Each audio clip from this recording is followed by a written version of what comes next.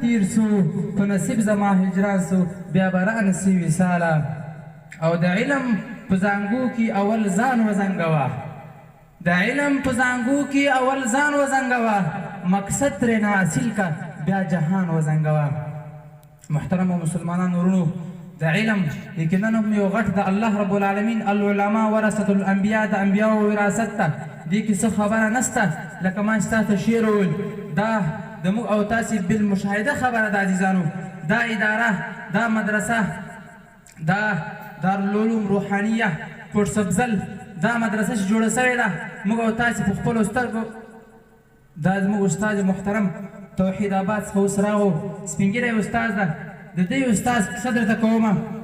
ما د الله په ذات سره قسم وي د دغه مولوي صاحب خبره ده تاسې پټه پوښتنه ځینې وکړئ وایي د شپې په 3 بجې زه راویښ شوم خان محمد ماته ویل موږ دواړو سبق ویل وایي دا د شپې راغلی و طالبانو سپلې ورسمولې په 3 بجې باندې تاسې د آل وګورئ څومره سپین ږیری ده په قسم سره یې راته وویل وایي مولوي صاحب عجیبه خبره مې ولیده مال څه کیسه ده وایي د شپې راپورته سوم د موږ استاد قاري صاحب راغلی و د ټولو طالبانو سپلې د شپې سمولې سبحان الله دغه حال کې ګوره دې ته قدر معلوم ده د علماو دې ته د طالبانو قدر معلوم ده علماو طالبانو قدر علماو تاسو ته بیان کو د بیانولو ضرورت یې نشته خو لیکن د مدرسې کیسه درته کوم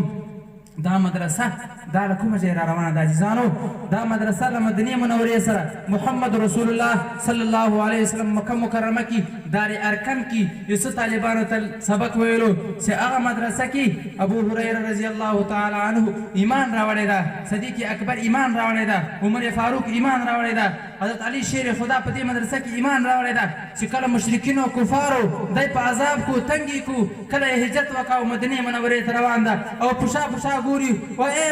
مکې مکرمې ما د الله په ذات سره قسم وي زه خو تا ته ګورم ما خو زړه په والله کځي خو دغو ظالمانو مشرکینو زه تنګ کړی یم زه هجرت کوم کله چې محمد رسول الله مدینې منورې ته ولاړو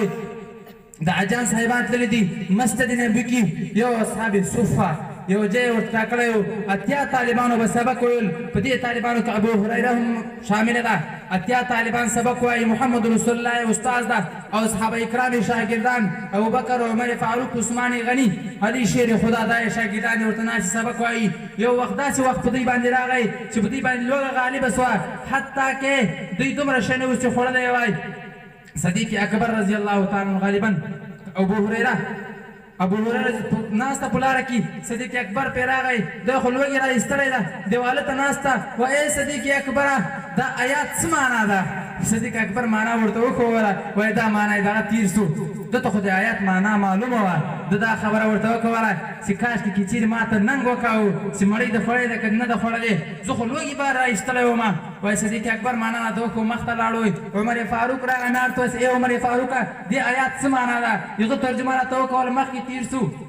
عثمان غني راغی علي شیر خدای راغی ټول سرالو معنا یې وکوله سر یې نسو خلاص وایي ګران محمد رسول الله چې هلته را روانو په ما باندې سر خلاص و ای ابو هریره زه په تا باندې پیژنم چې ته لوږې راخیستی ولاړ سه له ما سره علي راسه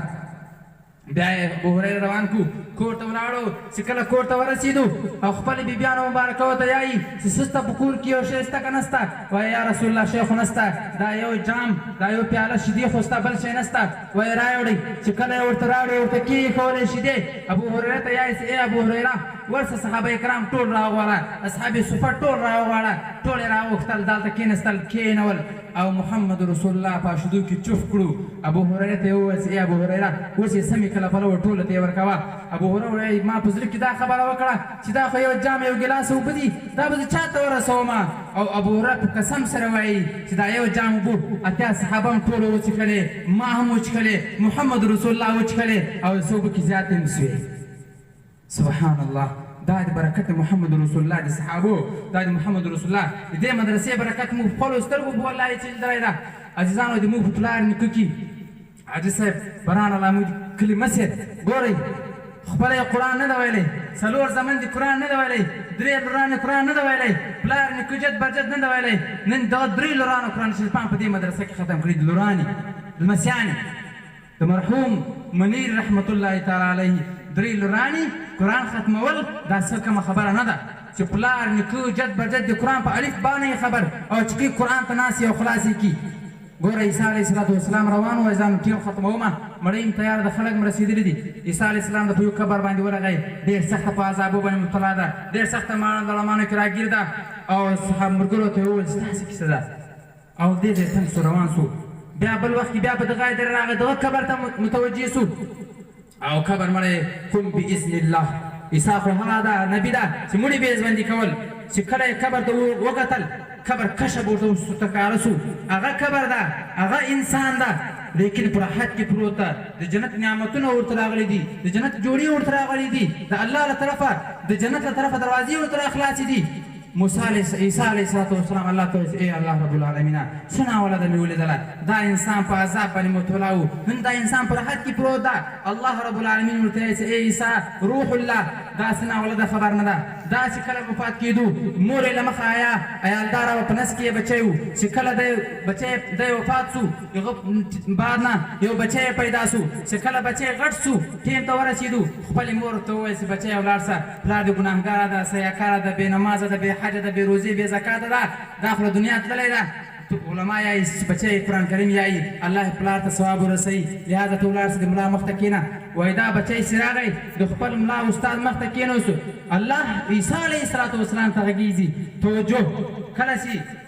عیسی علیه السلام ته الله ورته وویل چې کله دی د استاد مخ ته کښېنوس استاد ورته یایي بسم الله الرحمن الرحیم بچی یایي بسم الله الرحمن الرحیم الله رب العالمین په خپل ذات سره قسم خوري چې د ما خپل رحمت په جوش کې راغی چې دا انسان په دنیا کې ما ته رحمان او رحیم ذات یې زه د پلار ته په قبر کې عذاب ورکومه دا د ما د رحمت سره مناسبه نه ده اول دې سره چې ما عذاب پورته کړو عذاب یې لرې کړو نن به د مړو پسې ثواب نه رسېږي دغو بچیانو چې قرآن 6600 آیاته الله رب العالمین په یو لفظ باندې انسان ته 10 نیکي ورکوي 10 نیکي ورکوي الف لام میم درې لفظه دي الله رب العالمین په دریو لفظو باندې 10 نیکي ورکوي چې 6600 آیاته یایي دې انسان ته به الله رب العالمین په قبر کې ثواب نه ورکوي بیا به څه ورکوي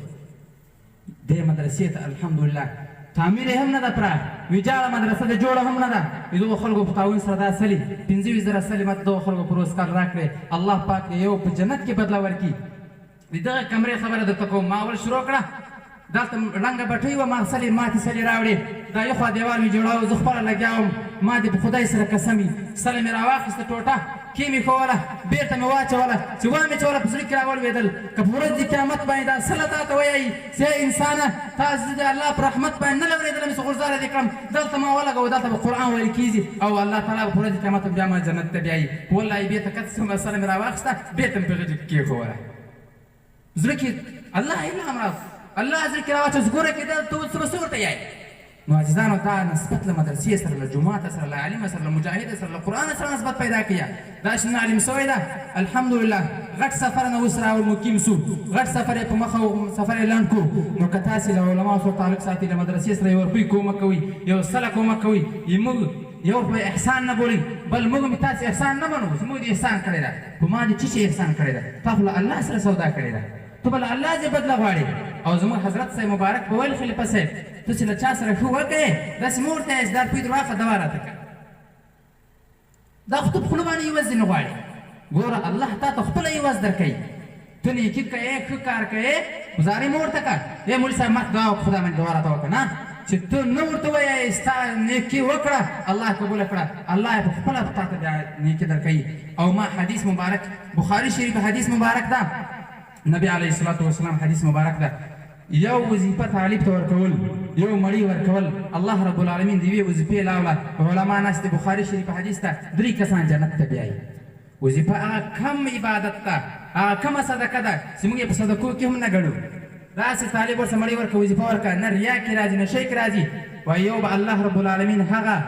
ښځه جنت ته بیایي چې کومې ښځې دا مړی پخ کړې ده بل به الله رب العالمین هغه سړی د کور مشر د کور واکدار هغه به الله رب العالمین جنت ته بیایي بل به وایي هغسې اورخستې ده که ماشوم ده که ښځه ده کار سړی ده چې مړی یې راواخېسته طالب ته یې ورکړه ما دې په خدای قسم د بخاري شریف حدیث ته اصح الکتب بعد کتابه البخاري له قرآن بعد درجه شته د بخاري شریفه درجه ده بخاري حدیث ته چې الله رب العالمین په کم اجر باندې انسان 3 کسان جنت ته بیایي از آن رحمت حق بهانه می شود رحمت حق څه ده د انسان از خالق بهانه غواړي بانه غواړي بیه نه درځي غواړي چې ما دومره روپۍ راوړه جنت در کومه حورې غلمان در کومه خالص انسان څخه یو بهانه غواړي چې بهانه یې جوړه سي الله رب العالمین جنت ته بیایي. واخر دعوانا ان الحمد لله رب العالمین. اوس به زموږ خان محمد ورور تاسو ته شکریه